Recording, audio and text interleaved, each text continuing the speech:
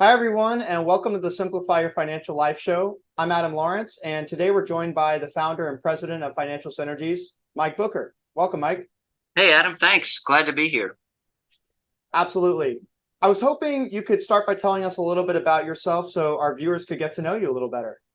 Sure. So I kind of came in financial services kind of from right field. I originally, out of high school and college, wanted to pursue a golf career. I played on the PGA Tour for a couple of years and in between time, other tours. And bottom line is I wasn't quite good enough. And so I'd met a guy in Tucson when I played in the Tucson Open. He said, "Hey, come work for me if you ever quit playing golf." And so when I quit playing golf, I really didn't have a plan B. So I called him, and he had a company that sold outside chemicals to big hotels, or it was all industrial stuff. I'd go down to the Houston Ship Channel and talk to the stevedores down there and see if they would buy grease or any kind of cleaner and that sort of thing. So it wasn't real glamorous, but it taught me a lot about people. And we never had appointments, so we just showed up. So you can imagine I had some very interesting discussions with the surprised stevedores to see me showing up with a bag of demonstrator chemicals. Anyway, did that, and was able to kind of get back in order financially. I did that for about a year and a half, and saved a little bit of money. Went to my CPA. CPA sent me to a financial advisor. I had a king's ransom of $5,000 to invest. And of course, every financial planner, was just all over me with that kind of money. And so I went to a financial advisor, and I'm sitting there the whole time as they're talking, and I'm thinking, maybe I could do this. So long story short, I continued to work and sell chemicals. But at night, I drove from the Woodlands to the University of Houston main campus and took certified financial planner courses, passed my CFP, and came home one day and told my wife Patty that I was now going to be a financial advisor. So I kind of started everything from scratch. Still play competitive golf. Got my amateur status back a million years ago, 40 years ago, and started this firm coming up on 40 years ago. That's awesome, man. That's quite a story. You definitely went through a lot of twists and turns, but ultimately it got you to where you are today. So with that being said, could you also tell our viewers something that most people don't already know about you? Well, I think if there's one thing that people probably don't know about me is that I'm not particularly good with numbers. All you have to do is ask my wife, Pat, when I'm totaling up a check at a restaurant, that sometimes I don't get my numbers exactly right. But I was always good with financial concepts, and I think that's one of the reasons you and I are talking today. That's awesome. So, the firm has definitely had a lot of different phases since you started it back in the 80s. How important have the people that you've hired ultimately been to the growth of Financial Synergies? Well, of course, any firm, large or small, is only as good as the people that are, putting out your philosophy, the people that you hire to fit into you, not just with your clients, but to fit into the culture of your business. So it's a huge deal. We're very picky about it. We've grown a great deal over the last 5 years with adding new people, and we just work really, really hard getting someone who will not just be a hit with our clients, but also fit in around here. That's an excellent point. And, one thing I think about a lot is people, and the fact that a lot of our clients themselves either manage their own businesses like similar to ours, or manage a large group of people at their workplaces if they work at a company.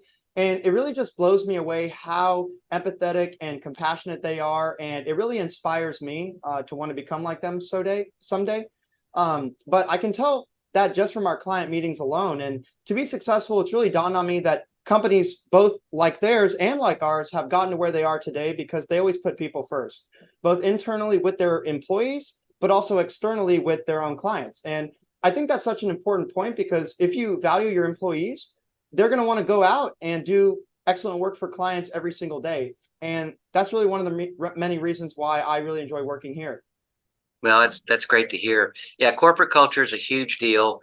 We really try and get everybody to, myself included, of course, try and think of our employees like we would think of our clients. So a big part of being a successful financial advisor is being able to put yourself in the client's shoes and understand where they're coming from before you can really help them, not just in their goals and objectives, but also, what really makes them tick. And I think so. Our leadership team here at Financial Synergies has always tried to, in that sense, treat our employees like they were our clients, understand where they're coming from, and build something that they can plug into right away and feel comfortable and be their best their best person. I couldn't agree more. And honestly, that's one of the things that drew me to Financial Synergies is really the emphasis on people and the incredible corporate culture that you guys have cultivated almost over 40 years running now. So as we talk about the growth of the firm over time, one thing I think about is how different the wealth management industry was when you started back in the mid 80s. Financial planning was a pretty new discipline. Mutual funds were the go-to investments instead of ETFs. And the industry was largely dominated by large wirehouses that doubled as brokerage firms. So how has Financial Synergies evolved since you started it around 40 years ago? I think the biggest change, really, if I had to pick one thing, is technology. Technology is just dramatically different. When I first started the firm, if we decided that we had a mutual fund in everybody's account and that mutual fund manager maybe left, or for some reason we wanted to sell that fund and swap into another fund, we would literally have to put them on a spreadsheet, fax them to our broker dealer at that time. And they might get the trades done that day, they might not. Sometimes it could take a few days, which is crazy, because now what might have taken 3 days when I first got into the business now takes 3 seconds, maybe 5 seconds, I don't know, very, very quickly. So you can be much more nimble to be an investment advisor with the technology changes that have come. The other thing that has been a huge change for us at our firm is, as we've gotten bigger, we're over $1 billion in AUM, assets under management. And so you can't really manage those assets effectively if you're not nimble. And so a big part of what we do around here is we build, systematize many things that we do. So when someone becomes a client, there's a very standard set of steps that we take to make sure that everybody gets a good client experience.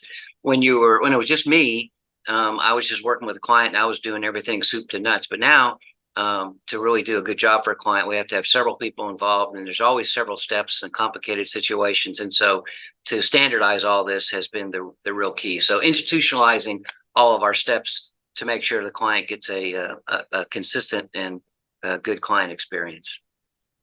Yeah, I couldn't agree more. And, one really important thing that we've done is bring a lot of those procedures and processes to the forefront, put in place steps so that even when new employees come in, whenever interns come in, they know what to expect. And I think that that's a really awesome thing that we've done and has really contributed to the growth of our firm. But, it's interesting because, there have been so many things that you've done in your life. You've done golf, you've started a successful firm. One other avenue that you've recently had success with is your best-selling book, The Tournament Golfer's Playbook, which I personally love. It's one of my favorite reads.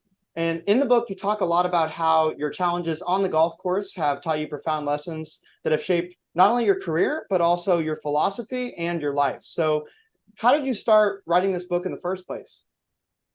Well, it's kind of crazy. It was never on my bucket list to write a book. I had written a couple of chapters for books that had come out where they had multiple advisors write chapters, and that was fun. Although actually writing a chapter just almost killed me. I would write it and then I'd tear it up and write it again. So I really wasn't in the mood, if you will, to write a book. But I came to Houston originally on a golf scholarship, and the University of Houston golf coach, Jonathan Dismute, called me up a few years ago and said he had a really talented team, but that they weren't doing well. They weren't placing well in tournaments, and they certainly weren't winning. And he asked if I would come and talk to them. So I was very flattered and honored to do that.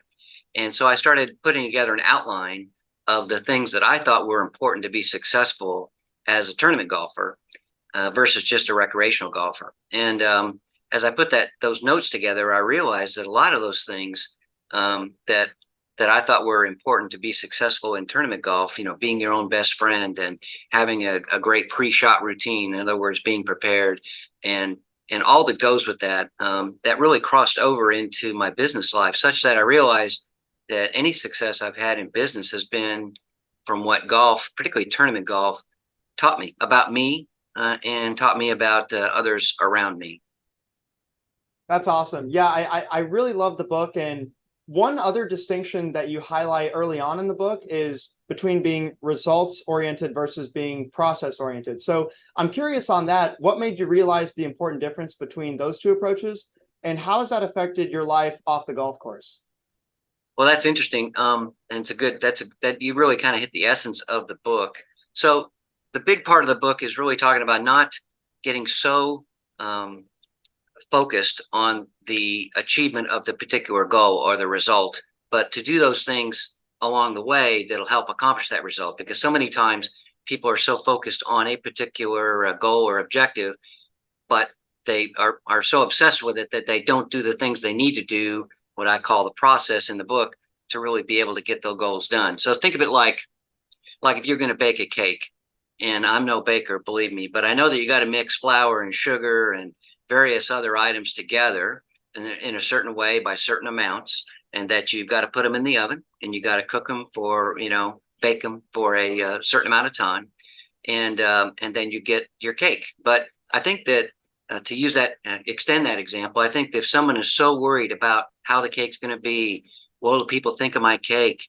What am I doing baking a cake? I don't know how to bake a cake. All these things that are result oriented, that get ahead of the actual process of just following the directions to put the cake together. So I think that in that example, I think there's a situation where people could get so nervous about getting to the result of a good cake that they forget to actually add an ingredient, or they cook it too long, or they mess it up. So many times in life, if we can just follow our process, that we know these things we need to do to accomplish the goal, and not worry about the goal, that the goal will more often than not get achieved. It's the focus on the result first that messes up the route to get to the successful completion of that goal.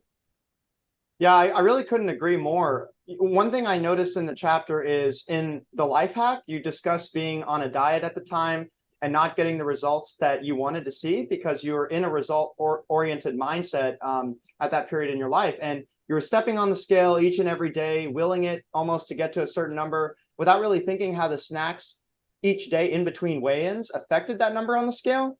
So, we just had Thanksgiving, so I'm going to try to ignore the fact that I had 2 Friendsgivings with my friends, and then I also went over to my parents' house for Thanksgiving. But a notable results-oriented time in my life was when I started off in engineering in college.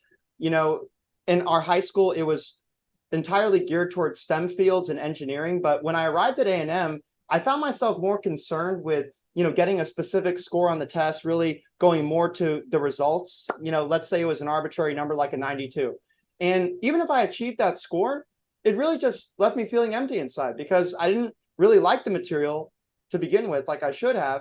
And it was ultimately all a distraction from the fact that I didn't really even want to do engineering in the first place because I was so focused on the end result.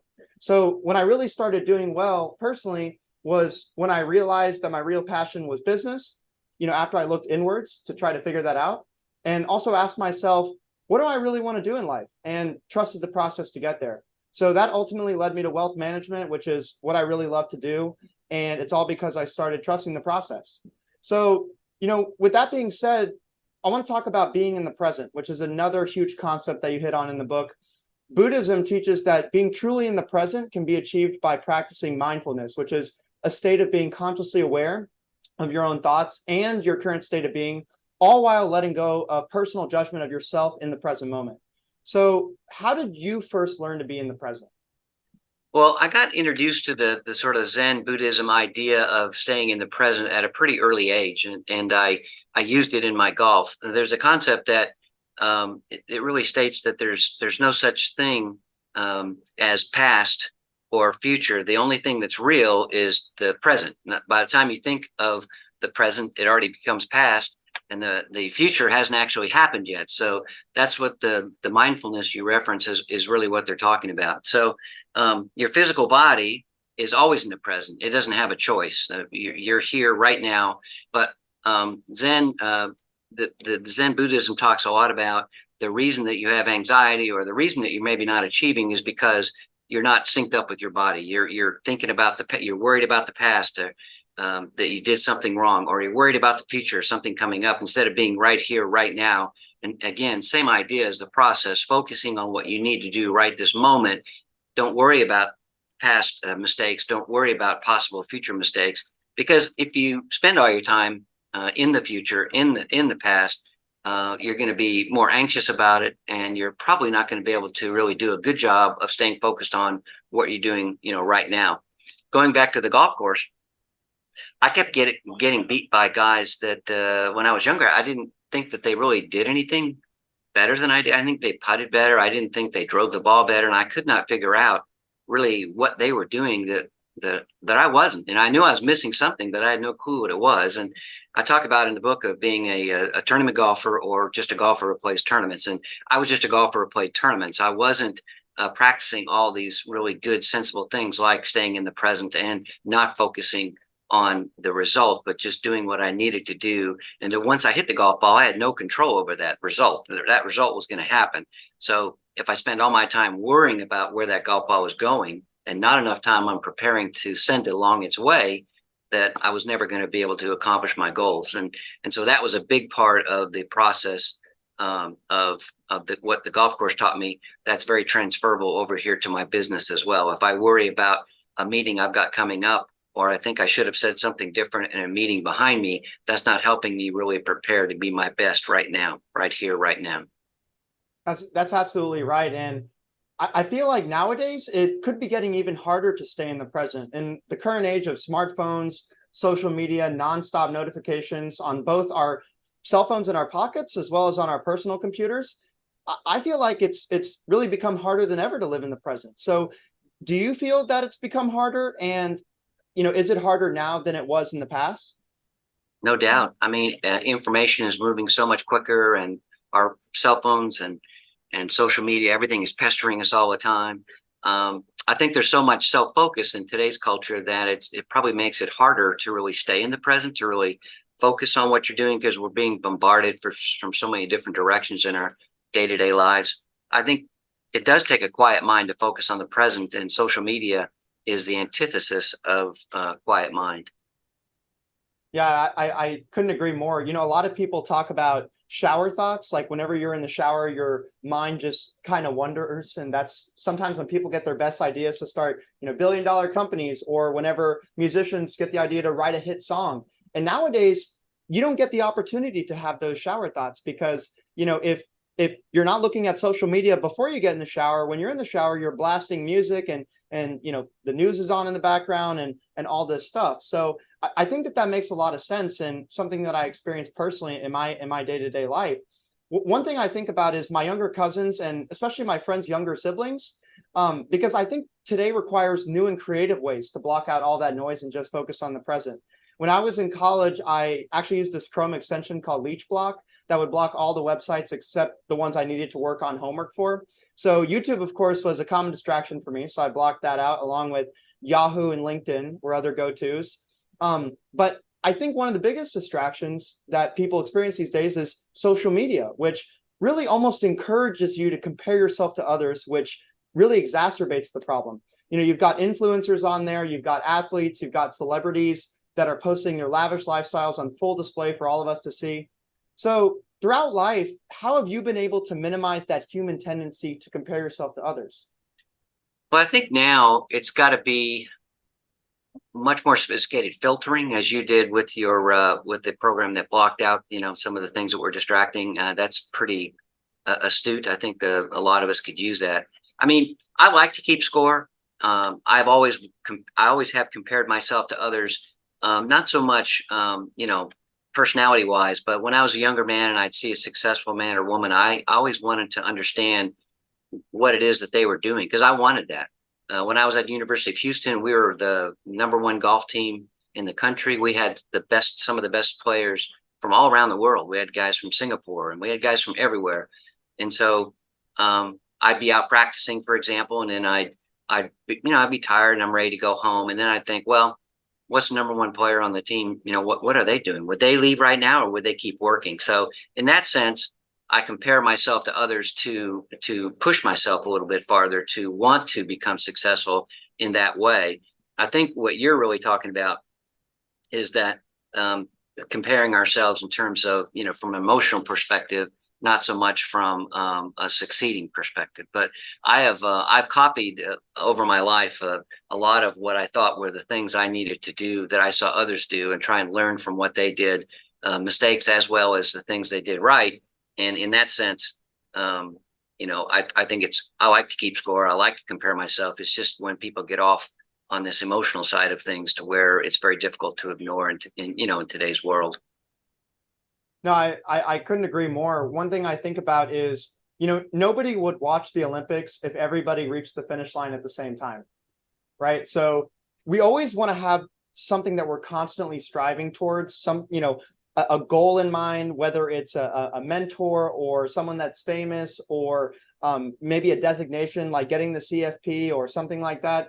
And I think what's really key though is, don't let yourself get depressed. Don't let it bog you down. If someone is, outperforming you or doing better, oftentimes there's so much behind the scenes that you can't see. People think of child prodigies, for example. Take Mozart, for instance. A lot of people think that he was just born with the ability to write symphonies and be able to, conduct orchestras, literally like ad hoc, like improvise most of it. But what people don't realize is his father, from the age of 10 months, until he was, in his 20s, forced him to play all the instruments, the violin, the viola, the piano, for literally 15 or 20 hours a day. Wow. Until his fingers were bleeding. And so people don't realize, yes, he was born with talent, but also there was a lot of nurture there, in contrast to the nature that, people think that these prodigies are just born with it, but oftentimes there's a lot of nurture that goes into that as well. But I do think, once we can relax our minds, be in the present, then we can start what you call in your book the pre-shot routine, which from, what you say in the book, it's one of the most critical components of golf. And in our business of managing clients' wealth, I like to personally think of the pre-shot routine as financial planning. So if we can get a solid financial plan in place on the front end when we start working with a new client, we can run those analyses, like showing all the possible scenarios of market returns and life events over time via Monte Carlo analysis, both through good times and bad, and how those effects are going to ultimately have an impact on their financial plan. We can also then develop a portfolio that can weather those storms, whether either life or market volatility happen and get in the way. And that makes it so that you don't have to take outsized risks in a portfolio for a client's financial plan to be strong. Since we already did the planning on the front end to recommend, let's say, for example, that they max out their 401k, they have a budget, and ultimately take the necessary steps they need to secure that comfortable retirement so they can do the things in life that they really would like to do. So with that being said, how do you apply the lessons of your pre-shot routine on the golf course to financial synergies and your life in general?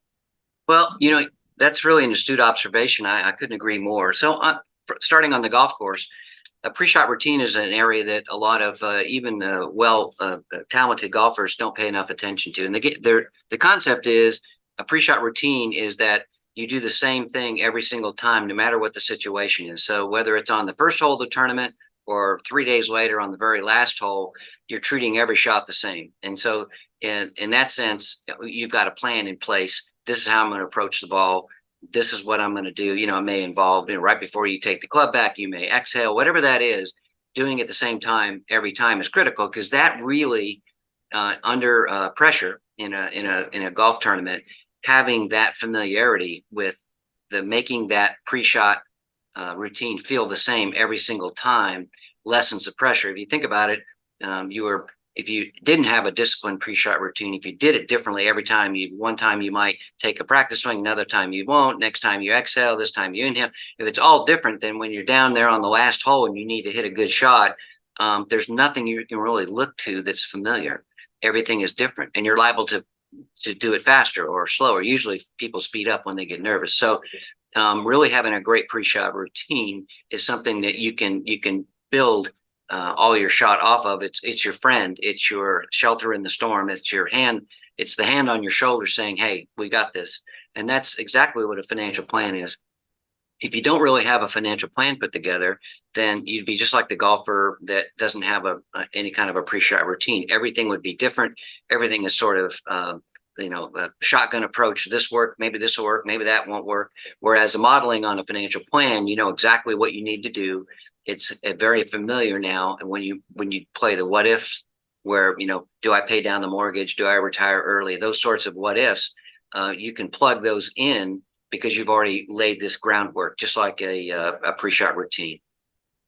Absolutely. And this sort of idea and concept of, developing a pre-shot routine, keeping things familiar whenever there are unfamiliar circumstances in the moment, and ultimately practice makes perfect. It hits on another core principle that you talk about in the book, which is focusing on what you can control. So I'm curious, what things can you control on the golf course, and what things do you have to relinquish control of? Another great question, and I dedicated a whole chapter to that. So I think a lot of failure in life is when, and frustration for sure, is when people don't recognize what they can control and what they can't control. And so with regard to the golf course and playing, is really not as much to control as you might think. You can control your mindset, which is really how you're going to respond and interpret what happens to you. So you hit a great shot and it misses the green and goes in the lake. You've got to decide ahead of time how your mindset is going to be. How am I going to respond, and how am I going to interpret that? Effort that you put into something, you always have control over the effort you put into it. And it's really doing your best and staying in that process. So I would say if someone, like we talked about earlier, is so intense, so wound up about the result, then that gets in the way of the process. And that's a way of really not giving your best effort. Your best effort is always going to be doing those steps that you need to do to get to the goal. And then finally, the last thing you can really control is your behavior. And that's really learning how to accept things that are going to happen, understand that in life and on the golf course, things happen that are not fair. And that's part of life. And when you sign up to play golf, anybody out there who's a golfer knows that that things are not always going to go very well. And so your behavior, how you respond to those, do you throw a club? Do you start cussing, or do you just laugh and say, well, I'm going to get out of this. I'm going to fix this situation. I'm going to, ball went in the trap. Well, I'm doing my best to hit a great trap shot, as opposed to spending all your time with bad behavior about how unlucky you are and how awful this is and blah, blah, blah. When you go to become a golfer and in life, you sign up for this stuff. It's going to happen to you. Now, the question is, how are you going to behave when it happens? Yeah, for sure. And, one thing that it makes me think about is the difference between intelligence versus wisdom. So, there's a lot of, especially students out there that are coming out of college that have 4.0s, which is fantastic. But oftentimes what they need is just life experience, right? Because, even though they've, been in the classroom and they're able to study up to the T and get 100 on an exam, everything goes, quote unquote, according to plan for them. But whenever you get out into the real world and life hits you like a freight train and you start to realize you can't control everything, it's less about how can I control things that are out of my control and the consequences of the universe and of life, and more so, how do I respond to uncertainty? It's really being comfortable in uncertainty that I think is one of the keys of life, and that takes experience and wisdom over time. I couldn't agree more. I mean, and there's a strong element of faith in there as well. So, and investing is like that too. Like I was just saying, you can do everything right on the golf course or investing, and things are gonna go haywire, and that's just the way it is. So what you have to ask yourself is, am I doing what I need to be doing to be a good investor? Am I, diversifying? Am I avoiding market timing? Am I, doing all those things that make sense? Am I investing in those funds that are a good match for me? And are these funds working, or in stocks or whatever it is you're investing in? Are they going to work together well? And if the answer is yes, then it shouldn't really matter too much if you have occasional temporary losses.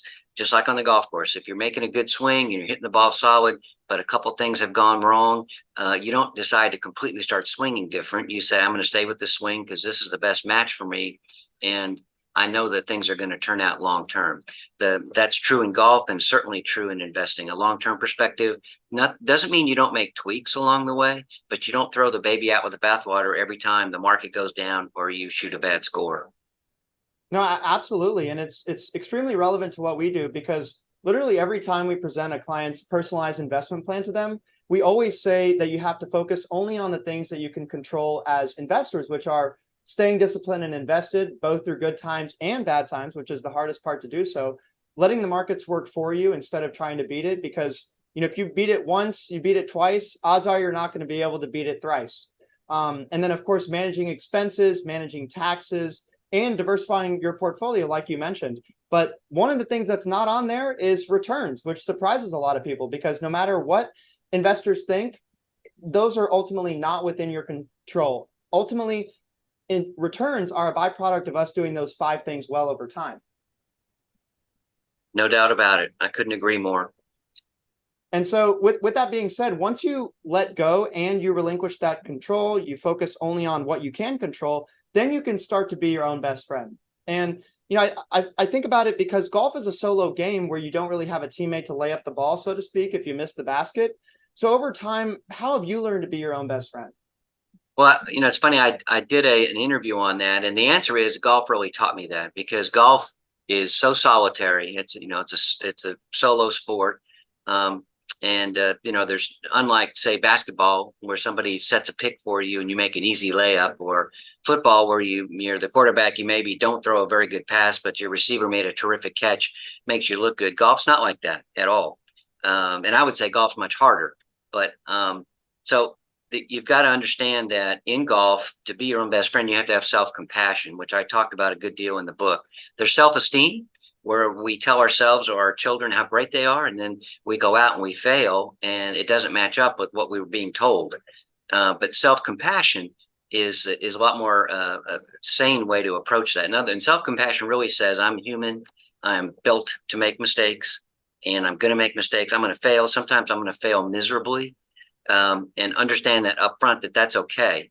Honestly, you don't really learn from your successes as much as you do from your failures. So it's really a part of your attitude toward treating those failures, and learning from those failures. But self-compassion is the key to keep going and push forward, as opposed to this self-esteem idea. So that I think in a sense, the self-esteem idea is very self-defeating. And those that we tell, I wonder how good we are by giving. I've coached sports, and I don't know how we've really helped our children too much. I worry a little bit that everybody got a trophy.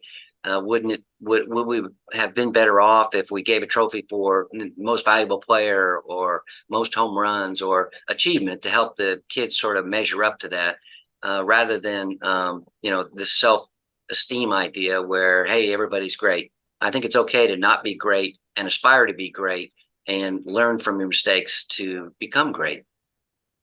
Yeah, absolutely. And I think, a lot of companies try to do that as well, because not everyone can be, the number one or get the trophy for being the MVP or being the number one player.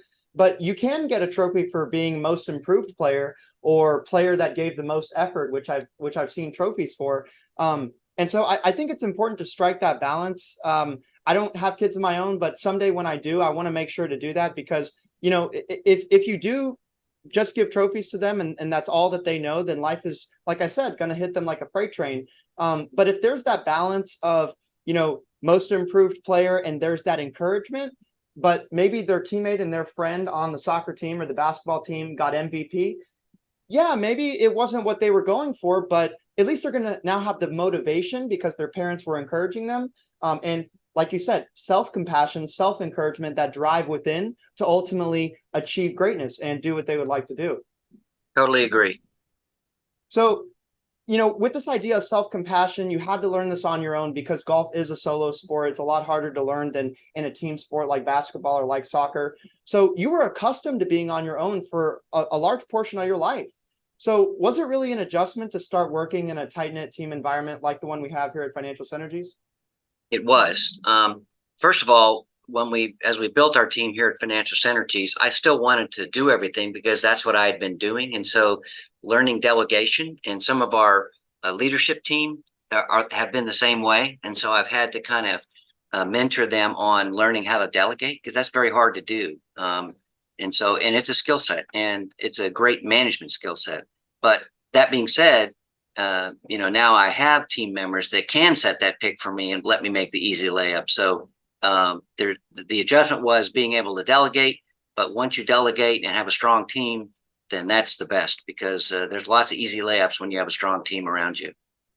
I couldn't agree more. And everyone is trying to make everyone better. We're all on the same team here. And I think that, that's one of the reasons why we have such a great work environment. But, in terms of my own development and growth over time, I'm somewhat of a perfectionist at times. And that, of course, comes with self-criticism, which scientifically, if you look at it, it's an evolutionary psychological mechanism to try to improve so that we can get better as human beings, just trying to navigate the complexities of life on a day-to-day basis. So is there a way to be self-critical in a constructive way to help enable the personal improvement and growth mindset in a positive manner that we're all striving for? Yes, I think it all goes back to the self-compassion. So giving yourself a break, understanding that you're going to make mistakes. And when it comes to golf or business, it's very difficult. When I started this business, there's nothing harder than starting anything from scratch. I didn't really know what I was doing. And the reason that I grew from a one-man company to nearly 20 people now is because I made tons of mistakes. And when I made those mistakes, I just knowing when to stop, beating your head in the wall on that particular path, turn around and try something different. That's where the real learning comes from. Bobby Jones, one of the great golfers of all time, is quoted as saying that he never learned a thing from winning a golf tournament. It was only the tough losses that really taught him. So no question that making mistakes, failing is the greatest teacher. Now, you've got to couple with that, like we've been talking about, that it's okay to fail, but you've got to give yourself a break. You can't beat yourself up. You've got to be your own best friend. Exhibit self-compassion. And when you link self-compassion with learning from those failures, there's no stopping you. Absolutely. And I think sort of counterintuitively, these days, the quote unquote growth mindset is overrated in a lot of ways. Everyone in society, whether it's those NBA coaches, Wharton professors online, life gurus, they're preaching this dogma of constant improvement no matter what. Never stop, mentality, grinding all the time. And I just think at a certain point that you have to be your own best friend and become comfortable with who you are as the person that you were born as, and that's really the only way that you're going to be truly content in life. Otherwise, you're never truly going to be happy. I think that focusing on small wins for me personally, especially on a day-to-day basis, Admiral McRaven has this great book called Make Your Bed. And if you make your bed first thing in the morning, that's a small win. And if you brew your coffee just the way you want, that's another small win. And so these small wins start to add up. And eventually, you get to work and you have the momentum to have a good day with, whether it's clients or, if you're on a project site, and that's going to give you a positive mindset and also enable you to do better. No doubt about it. Small wins add up. And again, small wins are keeping you focused on where you're at right now. You're not getting ahead of yourself so that you can make that a good day, make that a good month, and be the best you can be. For sure. And, with all these challenges that you've encountered that you talk about in the book and throughout your life, have you had an influential mentor to help you navigate any of those challenges? Absolutely. I think we all need mentors, and I've certainly had mine. I spent a lot of time writing in the Tournament Golfers Playbook about having a mentor and what that mentor does for you. And of course, the big thing I think about mentors, and it may not be exactly mainstream thinking, but when you have a mentor, that's a great example for you to copy. When you find someone that really has your best interest and they're helping you with the questions, helping you through difficult situations, and then you see them go through difficult situations. So a lot of the value for me in having a mentor is that to really see how they respond to situations, and how if you want to aspire to be where they're at, to be the person they are, or to accomplish what they've accomplished, you have to pay attention to how they respond to situations, so that when you get put in that situation, you can say, well, this is how my mentor would respond. We Christians, we tend to think there's a plan, and we ask, one of the things that Christians ask is, what would Jesus do? And so that's a big part of a mentorship. The other part of a mentorship is a good mentor might be the only person in your life to say, no, don't do that. I've done that. It didn't work. Stop right there. Whereas other people may watch you go and have an unnecessary failure. I think a big part of being a mentor is helping that person that you're mentoring not make poor decisions, go down the wrong path too far. A little bit's okay, but a good mentor is going to not just be a role model, but also be someone that can say no and put you back on track. Yeah, I think that that's a great point. And, with all these different aspects of being a tournament golfer in mind, whether on or off the course, you've mentioned that you don't believe in luck. There may be a plan, but that you don't believe in luck. I feel like luck is both a fickle and an elusive concept that can be dangerous when it comes to certain parts of life, especially like your finances and investing, which is why discipline, math, and of course, strategic long-term financial planning are the way to go when you're managing your finances. With that being said, have you always been a non-believer in luck? And if so, how come? Yeah, probably as a child, maybe I believed in luck or not. I don't really know, but I think that, and maybe it's not a popular notion on my part, but I really don't believe in luck, chance, or accident. Now, I think that when I look back on my life, there have been some chaotic times, just like anybody else. I'm no different than anybody else. And at the time, I may have felt like I was having bad luck, or maybe I thought I was having good luck. But as I look back on them, I see that there is some organization to that, and I think that there was organization to these chaotic periods. The thing that my overriding thought about luck is that if you really truly believe in luck, good luck, bad luck, whichever, you become a victim at that point. You become affected by an outside agency that you have no control over.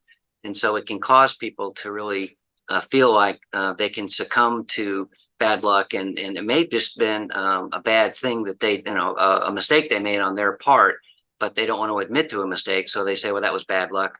But mostly the issue I have with the notion of luck, chance, or accident is that you surrender yourself over, you become a victim to this outside agency that you have no control over when it's going to show up, when it's going to go away. Imagine if you were a tightrope walker, and every time you got on the tightrope, you said, well, I hope I have good luck. Now I'll make it across.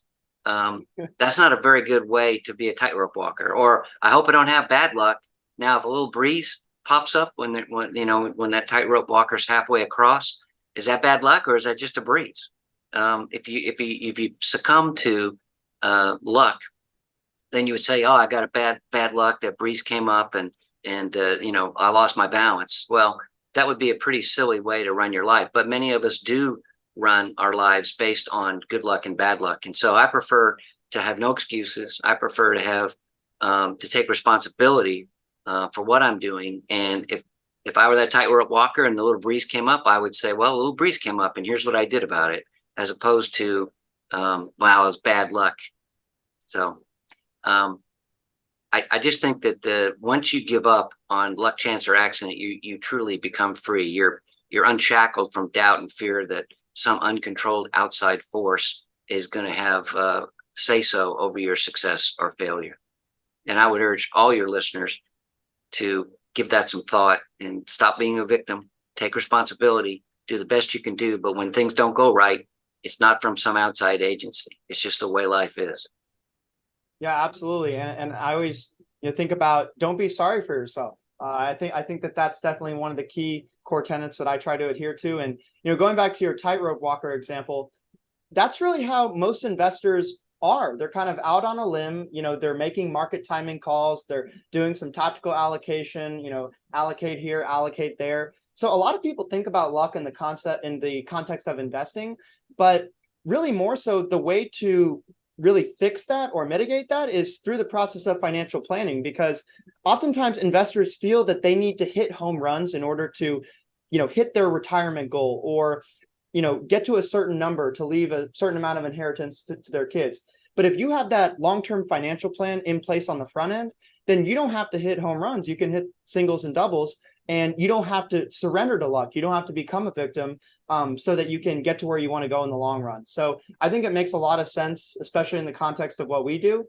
And Mike, with that being said, this has been an awesome and really insightful discussion. Thank you so much for your time today. Oh, Adam, it's my pleasure. And I just want to thank you for all you do to make our company a better company. My pleasure, Mike. Thank you and take care.